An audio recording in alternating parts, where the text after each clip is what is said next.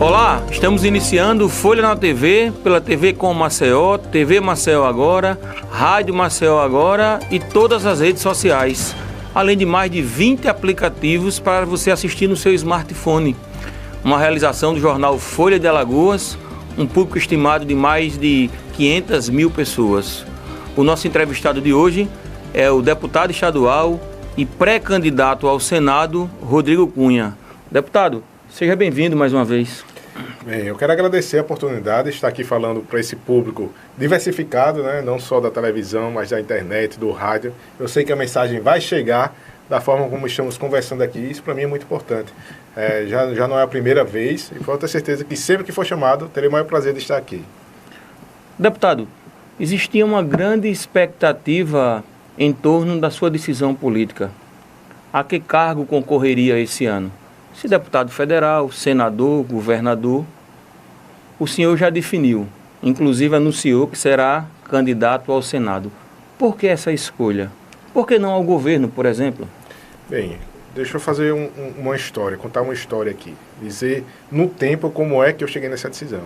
Primeiramente, eu fico muito feliz de poder dizer isso de fato, que eu tinha uma grande possibilidade de ser candidato a deputado federal e de ser extremamente competitivo, caminhando com minhas pernas, usando redes sociais, conversando com as pessoas que já conhecem o meu trabalho.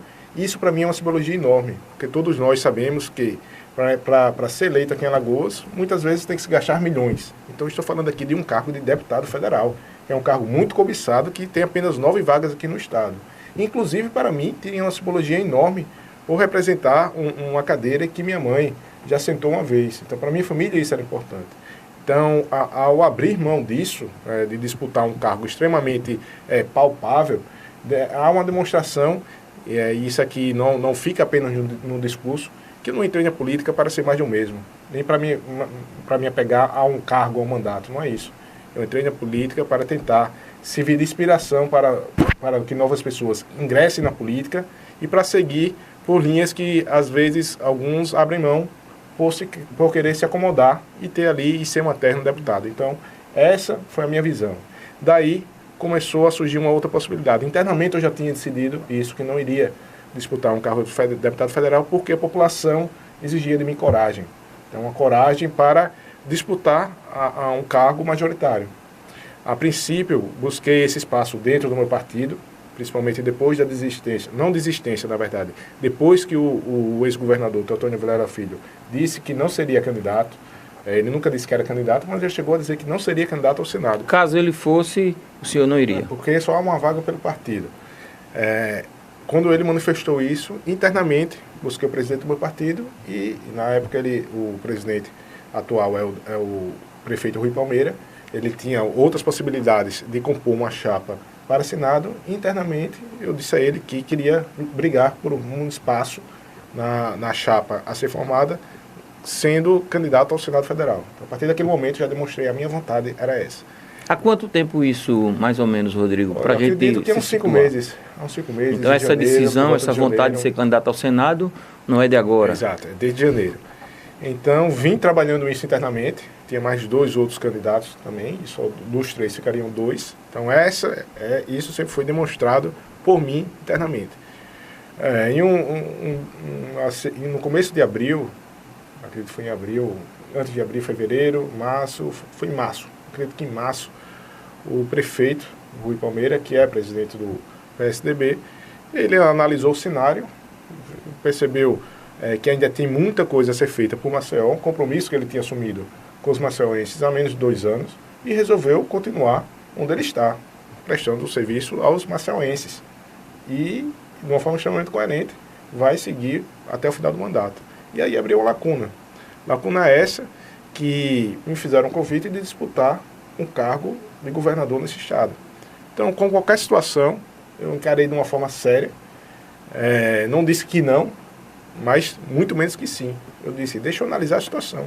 Pedi um tempo para isso, porque é uma mudança de planos, como eu falei aqui.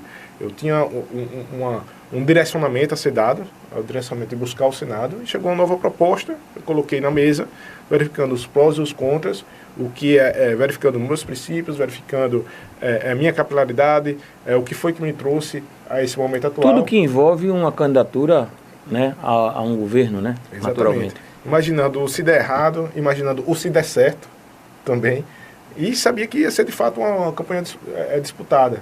Ia ser uma campanha disputada, principalmente porque eu consigo ter uma capilaridade nas duas principais cidades do estado, que corresponde a 40% do eleitorado. Então, analisei durante um mês e pouco, inclusive até como forma de dar tempo para que a oposição se reorganize, me posicionei essa semana dizendo que o passo a ser dado, pelo menos por mim, não é ao governo, e sim ser um pré-candidato ao Senado Federal. A eleição para o Senado é uma eleição extremamente difícil, uma eleição majoritária, passa por uma costura política complexa. Não por acaso, nomes como Ronaldo Lessa, 2 vezes governador do estado, não conseguiu eleger-se para tal cargo. Projetando sua campanha, o senhor aposta em quê? Como pretende derrotar os principais caciques da política alagoana? Bem, assim, quando eu olho para trás, eu vejo que, de fato, a vida sempre exigiu de mim coragem. Em várias situações. Poderia agora dar uma acalmada, como eu falei aqui, dizer, poxa, vou me fortalecer de outras formas e pensar mais à frente. Mas não, eu aceitei o desafio. E aí, por enxergar, de fato, quando a gente escuta todos os dias as pessoas falando na televisão, o Brasil que quer, eu acredito que dá para me encaixar nessa avenida que está aberta.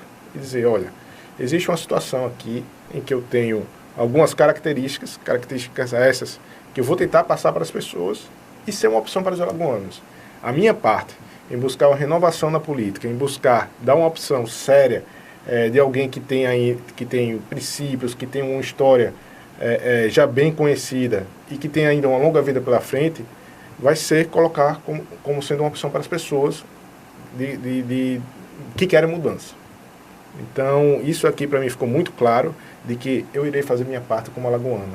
Eu tenho um senso republicano muito aguçado. Eu estou fazendo o que eu gostaria que alguns outros fizessem também, que não se pegassem a cargos e quisessem crescer. Eu estou fazendo o que alguns gostariam de fazer, mas que às vezes tem um rabo preso.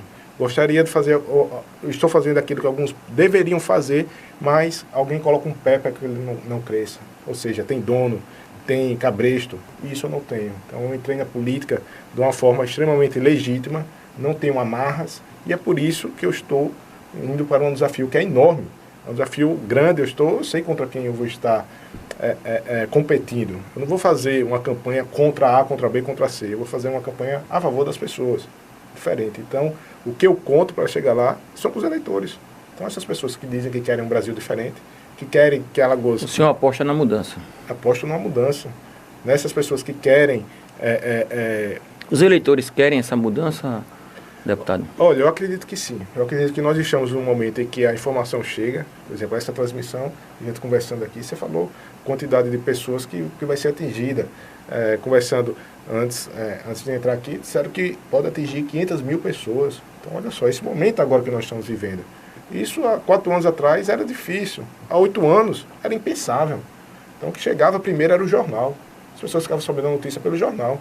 Hoje ninguém espera o jornal para chegar para saber a notícia.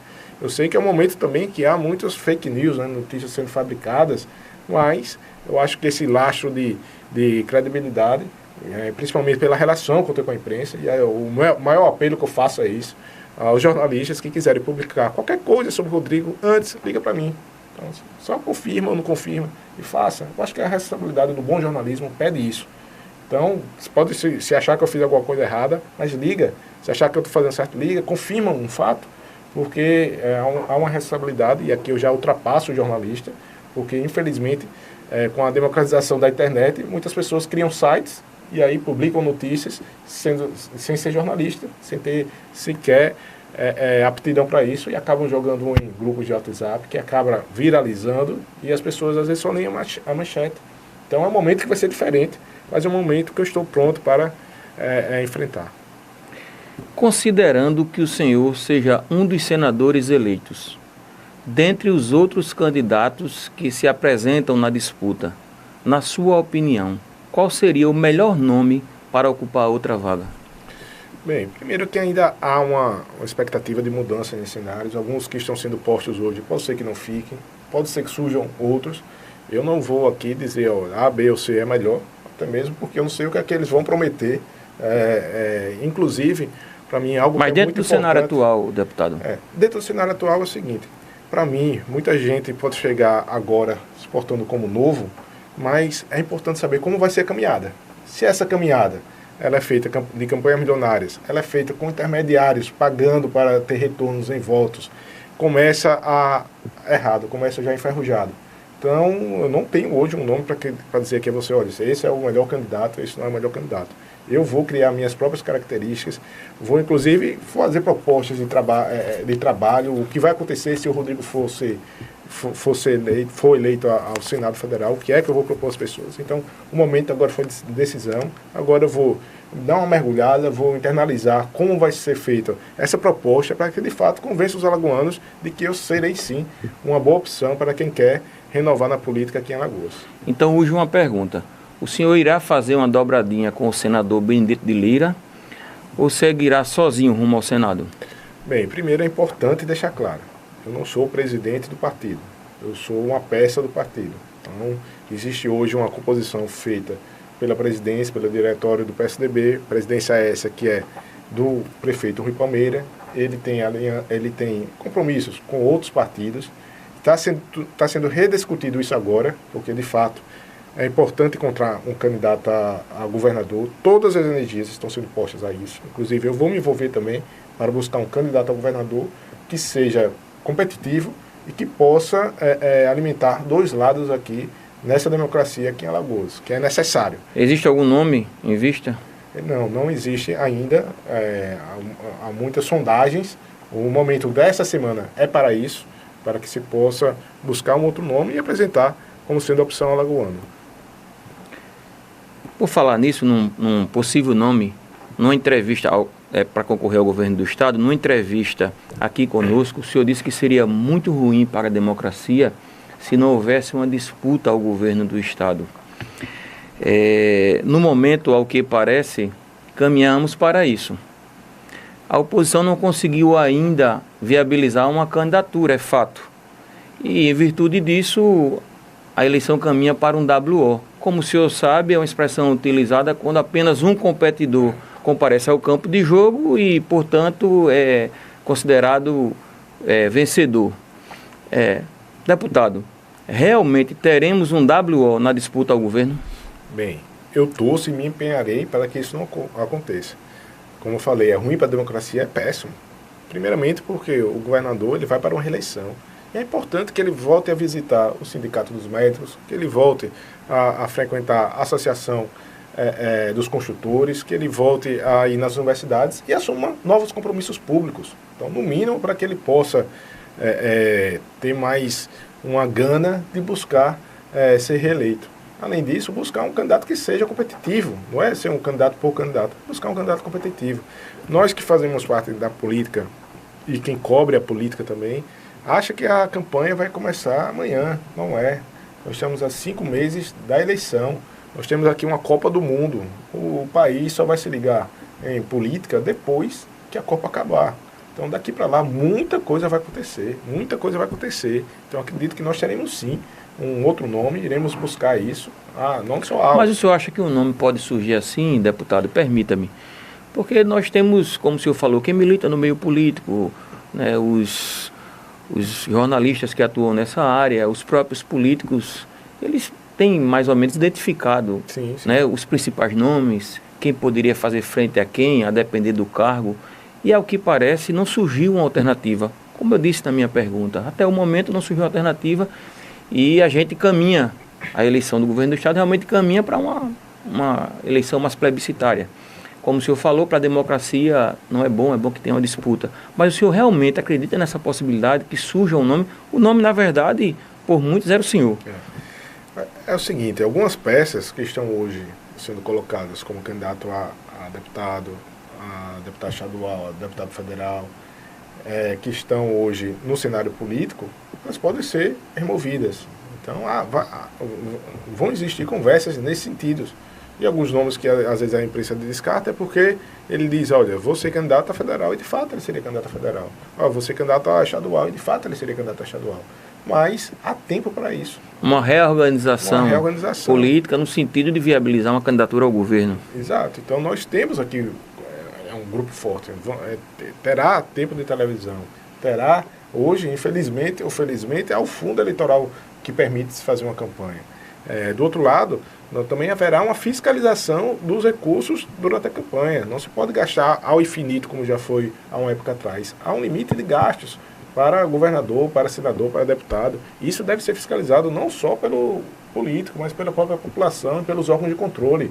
Ninguém pode mais gastar, por exemplo, 3 milhões de reais, mais de 3 milhões de reais numa eleição para deputado. A gente sabe de histórias aqui de gente que gasta 10 milhões de reais. Uma matemática que a gente nunca conseguiu entender, né, deputado? Porque o indivíduo tem um salário de 20 mil reais, gasta 3 milhões numa campanha incerta, porque não sabe se ganha. Incerta. Gasta à vista para receber a metade a prazo, porque se somar todos os salários dele ao longo dos 4 anos, talvez dê a metade de um valor desse. Isso. Então investe 3 milhões à vista para receber 1,5 milhão a prazo. É algo que realmente chama atenção. Como eu falei, se você quiser saber como vai ser um candidato, veja como está sendo feita a campanha dele. É interessante porque durante a minha primeira campanha, algumas pessoas falavam, olha, Rodrigo, a gente conhece, sabe da sua índole, é importante você ir lá. Mas agora é necessário que você faça isso, é necessário que você se alie dessa forma, é necessário que você dê esse tipo de passo. E eu dizia, não, se eu não for diferente agora, lá dentro é que não vou ser. Por quê? Porque um dia a conta chega. Pode ter certeza que não existe aquela frase já famosa, almoço grátis. Não existe. Então... Talvez tenha sido essa postura, o senhor acredita nisso, que o projetou hoje para ser candidato ao Senado, inclusive o nome cogitado para o governo, o senhor acha que foi essa postura do senhor de independência? De fato, porque existem outros parlamentares que se destacam, mas que não têm autonomia. Então, o mais difícil que é na política, uma característica mais difícil de se encontrar na política atual é a independência, é a autonomia. Então, são situações que ninguém pode me forçar a ser candidato. Ninguém pode, porque se eu dependendo da situação, eu posso achar que o meu caminho é ficar em casa. Se eu quiser ficar em casa, eu ficaria. Mas eu não quero, eu tenho um compromisso muito maior. Por isso também que eu digo, minha profissão não é ser político. Então eu sou advogado, eu estou no mercado, digamos assim, eu não fiquei paralisado durante todo esse tempo. Então tenho programas de rádio e televisão sobre direito do consumidor, que é a minha especialidade. Dou aulas, faço palestras sobre esse tema, não fiquei desatualizado. Então por quê? Porque eu queria ter opção. Chegar agora nesse momento de repente dizer, olha, acho que eu não posso contribuir, olha, não é para mim, não consegui uma articulação política para desenvolver um trabalho dentro da Assembleia. Dizer, olha, eu vou ficar em casa. Poderia, hoje eu estou preparado para isso, mas não. Dentro da Assembleia eu consegui fazer um trabalho inovador, consegui encontrar resultados, consegui tocar as pessoas. Então, isso me alçou a um passo maior, que seria naturalmente deputado federal. Mas como ele disse, abrir mão disso é um ato de coragem, sim. É um ato de coragem, porque é algo que muita gente, e eu sei bem disso, dá a vida por isso. Então, vou buscar algo que de fato possa fazer mais por esse Estado e por achar que tem uma avenida. Eu não sou o único que pensa assim. As pessoas querem uma opção diferenciada, as pessoas querem, não vão olhar para o currículo. Há uma época atrás, quando o político era lançado como candidato, já foi prefeito, foi deputado 3 vezes, foi deputado federal, foi ministro, foi isso, foi aquilo outro. Isso era extremamente positivo. Hoje o currículo político é negativo. As pessoas já enxergam dessa forma. O político de profissão, ele está, de fato, com os dias contados. Então, é apostando nisso. É por querer que as pessoas se identifiquem com essa causa e que eu possa, de fato, servir de inspiração para outras pessoas, é que eu decidi dar um passo enorme. Um passo que eu não posso estar sozinho e eu tenho certeza que não estarei. Mas o meu principal companheiro, de fato, são as pessoas. O senhor publicou uma carta aberta anunciando sua pré-candidatura ao Senado. Nela disse, vou ler, Sim. Aspas, hoje tenho a convicção de que os alagoanos esperam de mim coragem para enfrentar o que há de mais superado e atrasado na política de nosso Estado. A que ou a quem o senhor se refere com essa frase? Peço que responda somente após o intervalo, por favor. A gente volta já.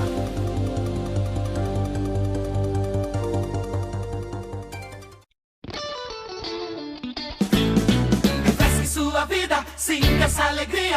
Refresque o Corinthians. 10 sabores pra você escolher.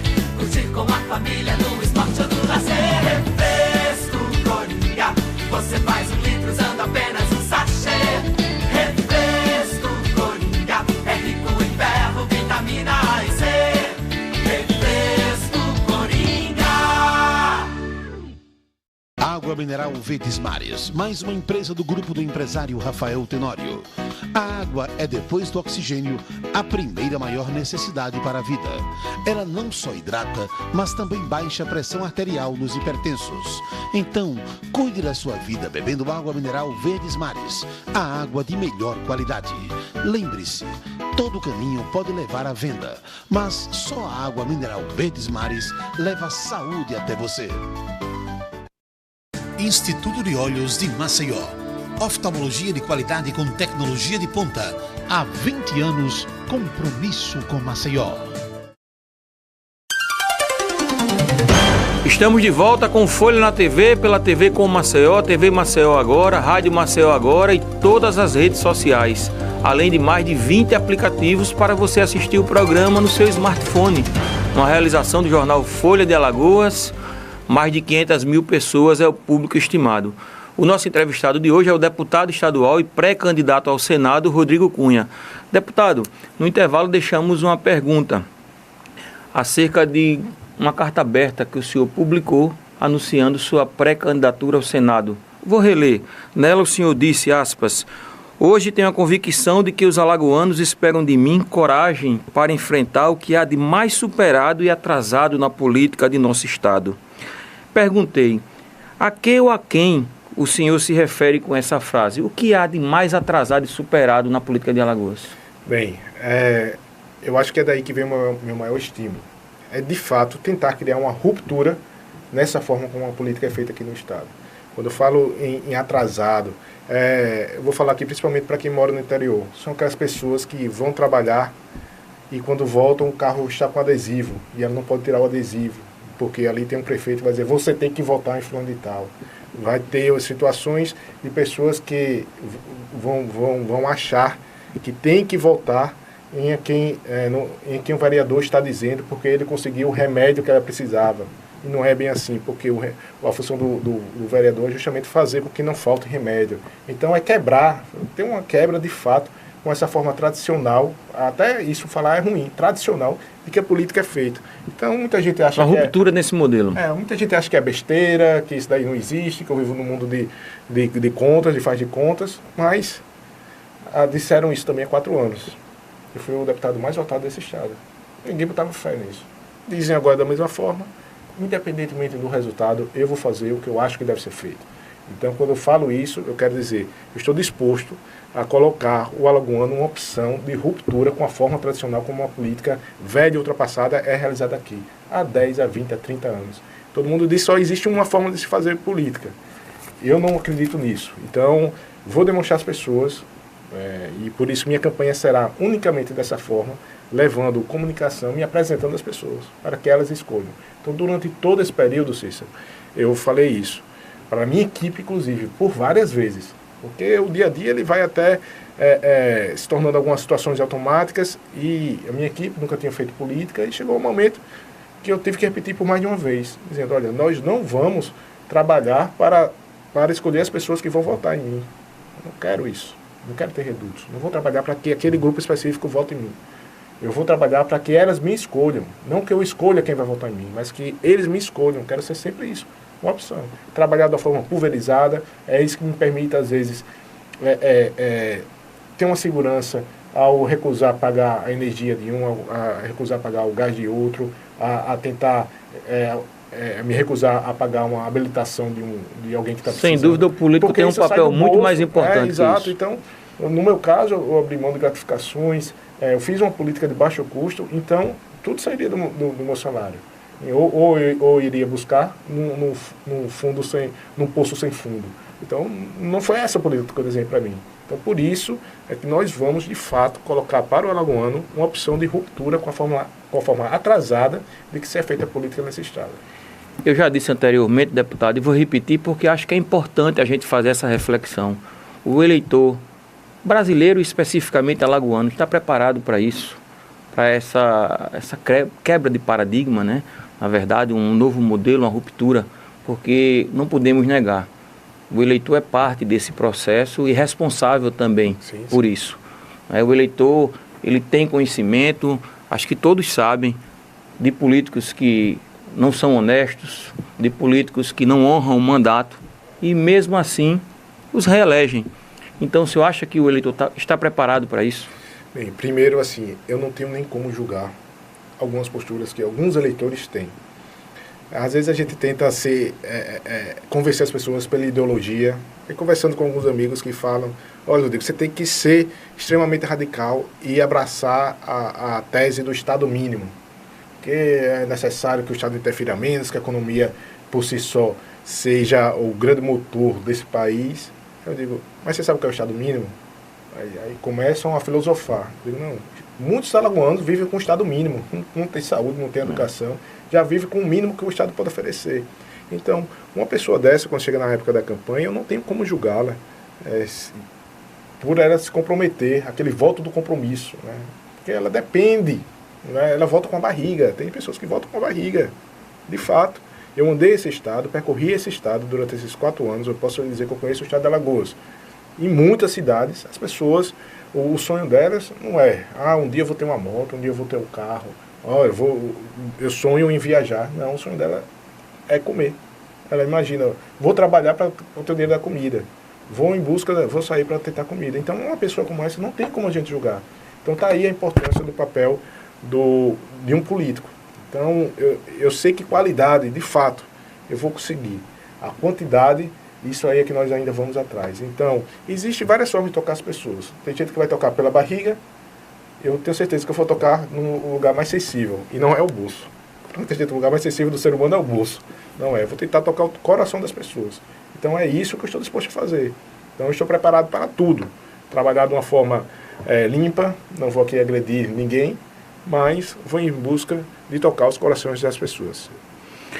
Rodrigo, com a não candidatura do prefeito Rui Palmeira ao governo do estado, comenta-se no meio político que a oposição esfacelou-se em Alagoas. Como o senhor vê essa análise? Bem, eu não vou muito longe não, eu vou há 2 anos, volto no tempo em 2 anos.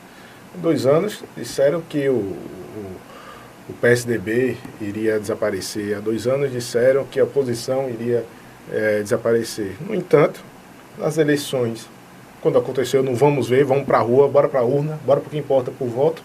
Arapiraca deu uma resposta, Maceió deu outra resposta, Palmeiras deu resposta, várias outras grandes cidades, São Miguel deu resposta, os maiores colégios eleitorais deram resposta, dizendo que aqui não tem um dono, não podemos viver na terra de um dono, nós temos donos, que são as pessoas. Então, isso aí já foi dado um recado. E nessa eleição vai ser da mesma forma, pode ser que seja eleita uma parte com mais uma cor, apenas uma única cor, digamos assim, predomine, mas não se sustenta. Eles se brigam entre si porque estão cada um querendo passar o pé no outro, e não é. Então eu acredito que não acredito no desaparecimento aqui de uma oposição. Pelo contrário, a gente não vai permitir. Mas fragilizou a oposição depois da não candidatura do prefeito Rui Palmeira? Olha, como eu falei, eu lamentei a decisão do Rui pelo seguinte fato: não por ele ter sido coerente e permanecer na prefeitura. Eu lamentei porque faltam opções. Então, fui alçado como sendo uma opção, mas na verdade deveria ter várias outras pessoas brigando. O senhor acha que ele teria chance? Claro. Inclusive as pesquisas demonstram isso. O Rui Palmeira ele não desistiu porque ele iria perder o governo. Não foi isso. A questão de foro íntimo mesmo, de compromisso que ele tinha, compromisso familiar. Não foi fácil, uma eleição extremamente desgastante, ele passou e não se sentiu com a tarefa cumprida. Então tem gente que diz, inclusive, que ele vai terminar agora, daqui a 2 anos o mandato e vai desaparecer na política. Se engana quem pensa assim. Então ele só depende dele. Se ele terminar com uma boa administração, o povo sabe quem é o Rui Palmeira. Então sabe que é um cara que já é jovem, o Rui é um cara jovem. É um cara que já tem um serviço prestado a esse estado, é um cara que já ocupou vários cargos aqui. E ninguém pode dizer que a postura dele é inidônea. Ele é um cara decente, é um cara que busca o coletivo. Então nós precisamos disso, de que mais pessoas tenham desapego e pensem no coletivo. Não se apresentar como novo e ter gestão ultrapassada. Falamos em partido, em PSDB, oposição. Eu vejo muita gente, deputado, questionar o fato do senhor ser filiado ao PSDB. É um partido bastante criticado. Proporcionalmente, acho que há uma semelhança com o PT em lados opostos. Tem também no seu quadro nomes importantes com sérias denúncias de corrupção. O senhor se sente um autêntico tucano? Bem, qual a sua verdadeira relação com o PSDB? Bem, primeiramente, assim, é importante deixar claro que quando as pessoas vêm questionar o meu partido, mas Rodrigo, você é do PSDB, eu já devolvo a pergunta. Eu digo, qual partido que você acha que eu deveria me encaixar? As pessoas silenciam.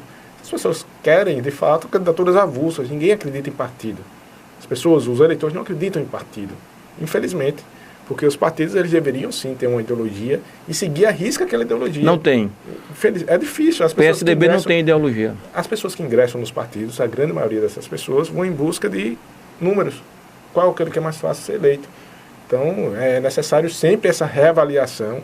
Não pode um partido fazer, como o PSDB mesmo tentou, proteger alguém que cometa algum ato errado, de forma alguma. Essa pessoa deve ser afastada. Se tem algo que eu abomino, não só na vida pública, mas em todas as situações, é a impunidade. Então você não pode buscar. E aí, quando junta essas duas palavras, a imunidade para ter impunidade, é algo que eu lutei contra a minha vida toda contra isso. Então o PSDB perdeu uma oportunidade de passar limpo, em certo momento, a sua história, mas sempre é possível renascer. Então o PSDB está tendo, inclusive internamente, uma divisão entre os cabeças brancas e os cabeças pretas, para que uma nova geração venha assumindo o partido, tentar rejuvenescer, trazer novas peças e buscar, de fato, o que de fato é a social-democracia, permitindo com que mais pessoas entrem na política baseada nisso que nós estamos falando, em ideologia, e não se perca no tempo. Não seja um partido de que vai de acordo com a conveniência. Então, cada vez mais isso está sendo muito discutido internamente. Essa eleição vai ser passada por isso. Alguns deixaram o partido. Então, é necessário dizer isso. Eu não estou aqui fazendo uma defesa de dizer que um partido é melhor que outros. Inclusive, é muito perigoso nesse momento em que há uma radicalização, que se o meu presta, o seu não presta, e não é isso. Mas permita-me, deputado, insistir. O senhor se sente um autêntico tucano? Pelo que o partido representa como sendo social-democracia, sim. Pela sua história, por aquilo que ele busca em um pensar nacional, essa a minha característica. Então é isso, é pensar de uma forma democrática toda essa nossa sociedade. Então tem muito a crescer e não se perder disso, e pensar apenas em eleição. Então é um partido que deve ser repensado e voltar à época em que trouxe bons nomes, novos nomes para a política nacional.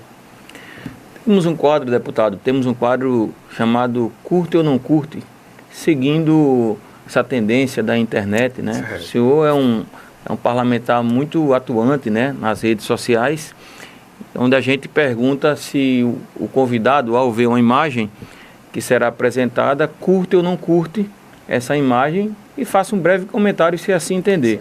Certo. Vamos para a primeira imagem. Theo Vilela, o ex-governador Theo Vilela. Eu curto, principalmente porque eu conheço o trabalho que foi feito e o legado que foi dado às alagoanas, principalmente no sertão.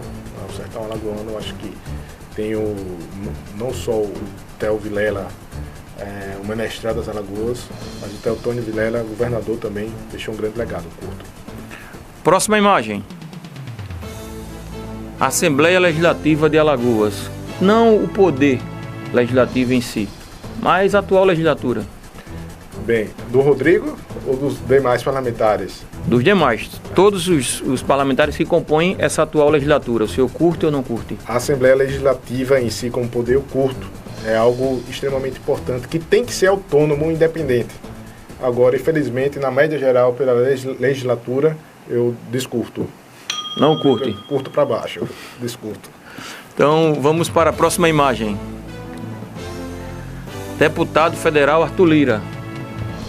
Bem, o Arthur Lira, eu acompanho a história da política, não tenho um contato muito perto, então isso não me permite curtir.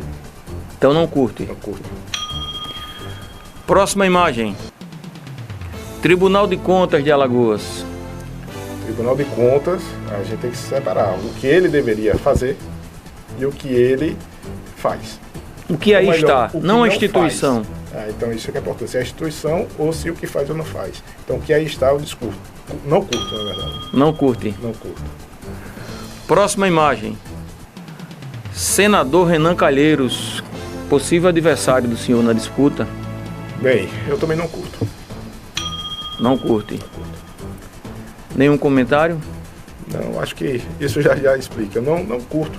Assim, eu acho que já chega um momento de que é necessário reoxigenar a política, então por isso eu também não curto.